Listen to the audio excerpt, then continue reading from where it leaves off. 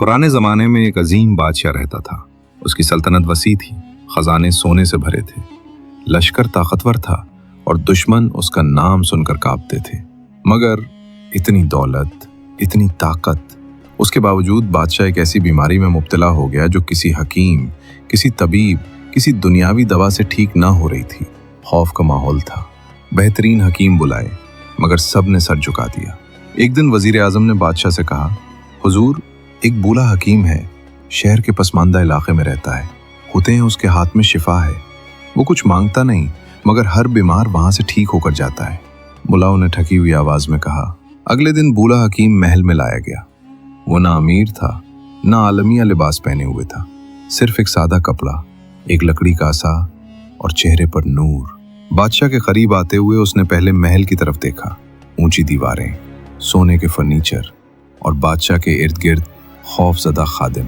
वो मुस्कुराया और बोला, बादशाह सलामत, आपकी बीमारी जिस्म की कमजोरी नहीं, दिल की परेशानी है।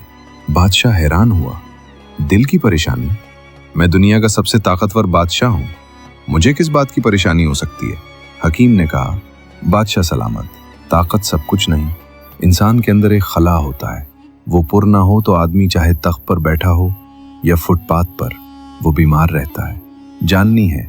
बादशाह ने कमजोर आवाज में कहा। हकीम का पहला सवाल, आप आखिरी बार कब किसी मजबूर की मदद की थी, बगैर किसी बदले की उम्मीद के?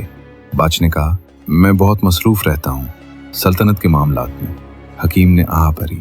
बहुत से बादशाह यही समझते हैं, मगर दिल की सेहत नेकी से जुड़ी होती है। जब दिल पर बोझ बढ़ जाए तो बीमारी लग जाती है। अपने रब के सामने हकीकी सजदा कब किया था? वो सजदा जिसमें इंसान अपनी हकीकत पहचान लेता है। बोशा खामोश हो गई। मैंने अरसे से सजदा नहीं किया, तारा पकड़ा और बोला, होमलैंड ने बादशाह का हाथ ही गफलत से पैदा होती है। अगर आप शिफा चाहते हैं तो आपको अल्लाह की तरफ पलटना होगा और लोगों की खिदमत करनी होगी। यही मेरी दवा है। बादशाह ने हैरत से पूछा, और क्या कोई पीने की दवा, कोई जड़ी बूटी, कोई नुस्खा? हकीम मुस्कुराया, दिल का इलाज दिल से होता है, दवाओं से नहीं कहा। अगले दिन महल के दरवाजे खुले।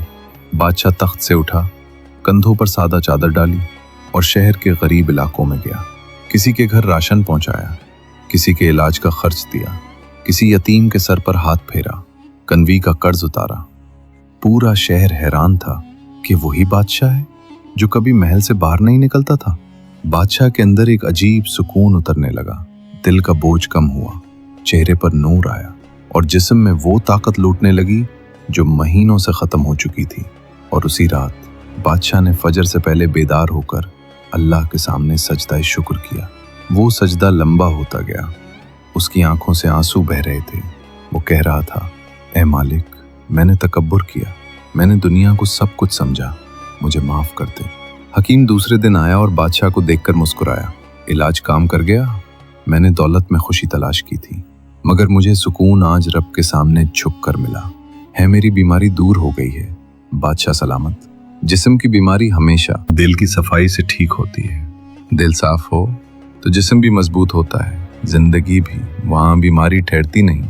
हकीम को गले लगा लिया। उस दिन से सरकार में एक नया कानून बनाया गया।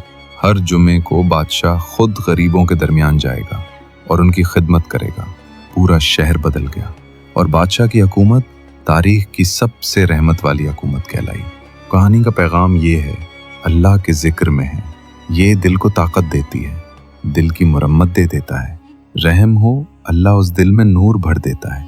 जैसा कि कुरान में इरशाद है, सुन लो, दिलों का सुकून तो सिर्फ अल्लाह के जिक्र में है।